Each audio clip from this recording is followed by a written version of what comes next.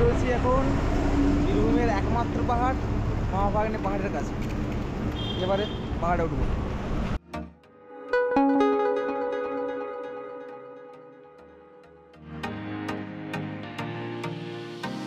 এটা হচ্ছে মা ভাগ্নে পাহাড়ের কাছে পাহাড়েশ্বর মন্দির, মানে বাবা মহাদেবের মন্দির। তো ভিতরে ক্যামেরা নিয়ে প্রবেশ করা যাবে না, তা দেখানো গেল না। তবে যেটা দেখলাম নিজে, সেটা হচ্ছে একটা প্রস্তরখণ্ড রয়েছে। তাকে এই প্রস্তরখণ্ড নয়, বৃহৎ প্রস্তর রয়েছে, তাকেই শিবরূপে পুজো করা হয়। অন্য জায়গায় যেমন একটা ছোটো শিলাখণ্ড থাকে সেরকম নয়, এখানে পাথরটা বেশ বড় মতো বসানো, যেমন পাহাড়ে পাথর হয় আর কি। তো এই যে মা ভাগ্নে পাহাড়, এর সম্পর্কে কিছু কিংবদন্তি আছে যে রাম যখন সেতু বন্ধনের কাজ করছিল, মানে সীতা উদ্ধারের জন্য লঙ্কায় যাবার জন্য, তো হিমালয় থেকে কিছু পাথর আনা হচ্ছিল। সেই পাথরের কিছু এখানে পড়ে যায় এবং তার ফলে এই বীরভূম জেলায় একমাত্র এই মা ভাগ্নে পাহাড়টা তৈরি হয়েছিল।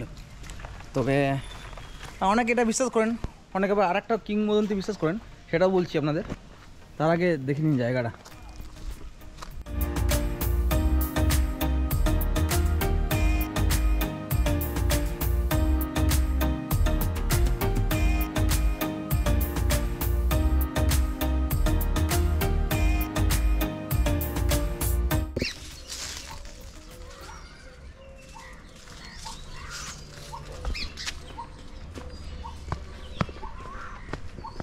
তো বিষয় হচ্ছে এই পাহাড়টা এরকম ছোটো ছোটো কিছু বিক্ষিপ্ত পাথর তো রয়েছে, আর একটা ঢালাইয়ের রাস্তা রয়েছে এরকম।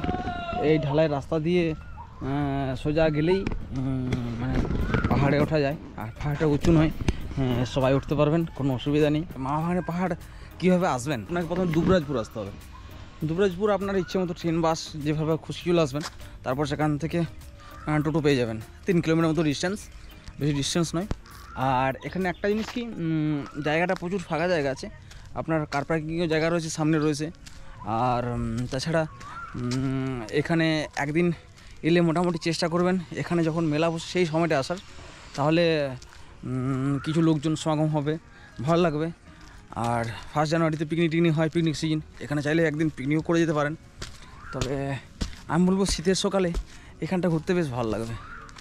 মা ভাগ্নে পাহাড়টাকে অ্যাকচুয়ালি পাহাড় না বলে ঢিবি বলাই ভালো, মানে কিছু ছড়িয়ে ছিটিয়ে বিক্ষিপ্ত পাথর রয়েছে, আর সেরকম কিছু নেই। এখানে লেখা রয়েছে জুতো পরে উপরে উঠিবেন না। আর এই যে একটা বজরংবলী মূর্তি রয়েছে। তো আর একটা কিংবদন্তি আছে, সেই কিংবদন্তিটা হচ্ছে যে শিব বা মহাদেবের নির্দেশে যখন বিশ্বকর্মা 1 রাতের মধ্যে দ্বিতীয় কাশী নির্মাণ করছিলেন, তখন কিছু পাথর এখানে পড়ে যায় এবং সেটাই পরবর্তীতে মা ভাগ্নে পাহাড় নামে পরিচিত হয়।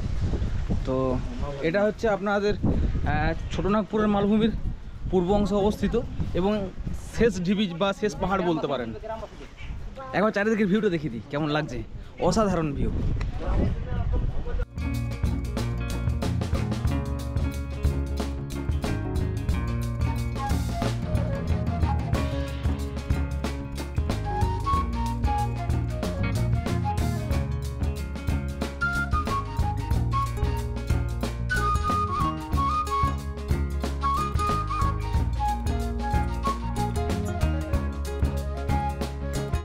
দাদা, এখানে কখন লোক বেশি আসে?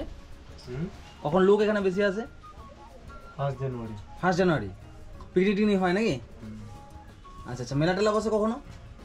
মেলা শিবরাত্রির সময় মেলা বসে। আর ওই শ্রাবণ মাসে জল টল ঢালি হয় নাকি? তখনও হয়। কোথায় জল ঢালে?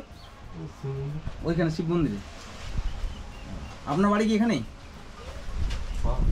আচ্ছা, কখন পুজো হয় এটা? এটা আষাঢ় মাসের 7 তারিখে আগের দিনে।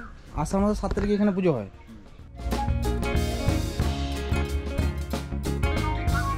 এই যে হচ্ছে মা ভাগ্নে পাহাড়, এই যে এই পাথরটার নাম হচ্ছে মামা, আর এই যে লেখা রয়েছে মামা, আর এই যে লেখা রয়েছে ভাগ্নে।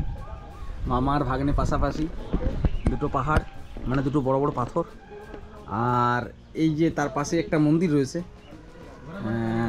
এই যে অঘ্রাণ কালী, মানে অঘ্রাণ মাসে এই মা কালীর পুজো হয়। ছোট্ট মতো মন্দির, খুব সুন্দর মাতৃ প্রতিমা।